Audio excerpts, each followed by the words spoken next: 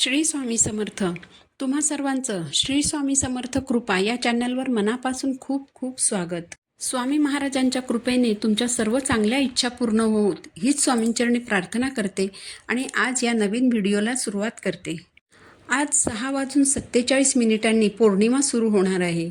ही पौर्णिमा तिथी उद्या संध्याकाळी 7 वाजता संपणार आहे. म्हणजेच उद्या दिवसभर पौर्णिमा तिथी असणार आहे.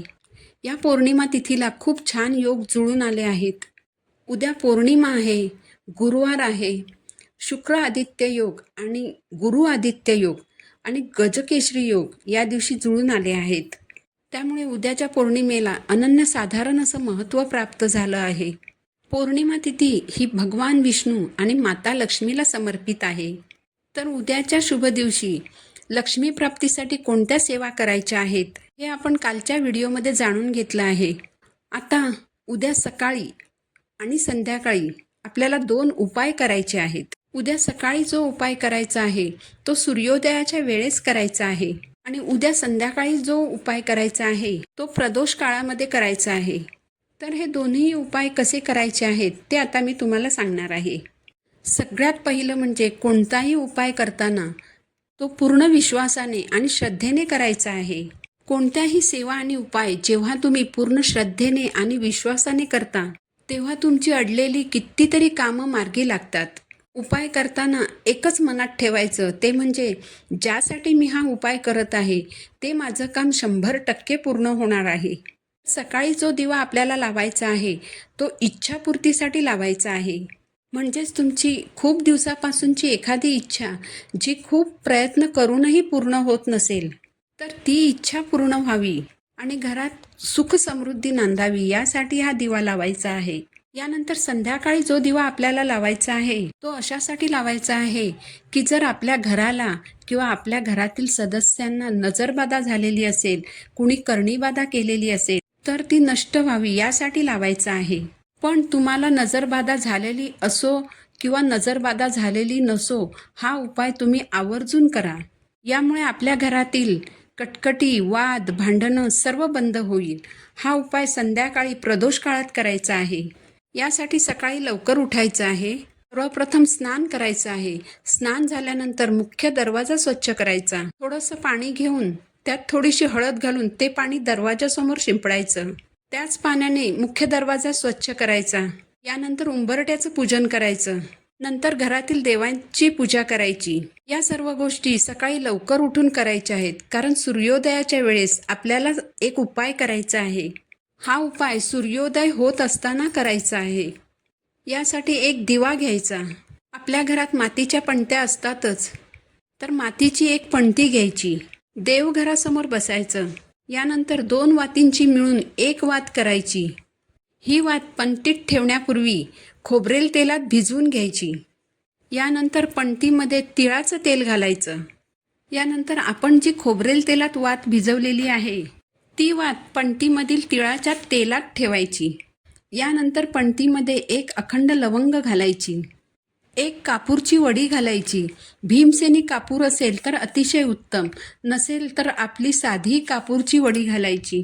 यानंतर या पणतीमध्ये 11 अखंड अक्षता घालायच्या. त्यानंतर हा दिवा प्रज्वलित करायचा.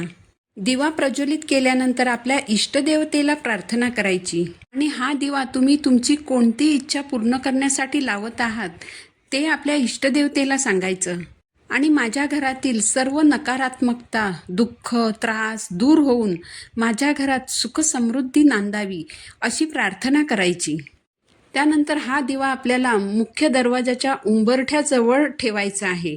दिवा ठेवताना दिव्याला फुलांचं किंवा तांदळाचं आसन द्यायचं आणि पूर्वेकडे तोंड करून हा दिवा ठेवायचा आहे.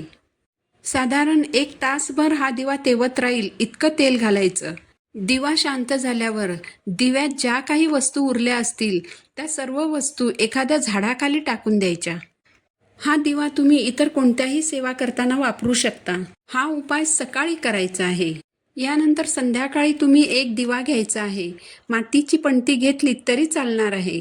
यानंतर देवघरासमोर बसायचं. जर तुमच्याकडे शुद्ध गाईचं तूप असेल तर ते तूप या पणतीमध्ये घालायचं.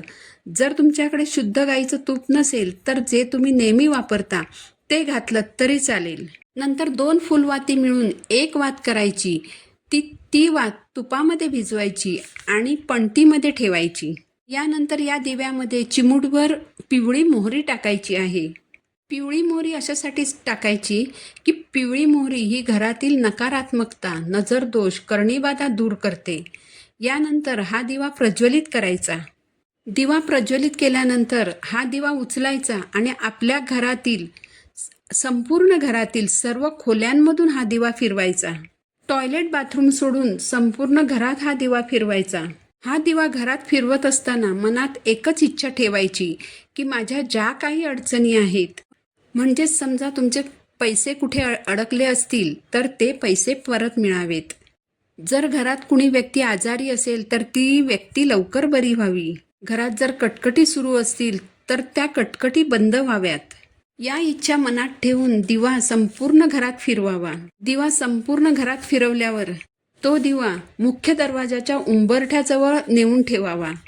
साधारण 1 तासभर दिवा तेवत राहील इतकं तूप त्यात घालायचं आहे.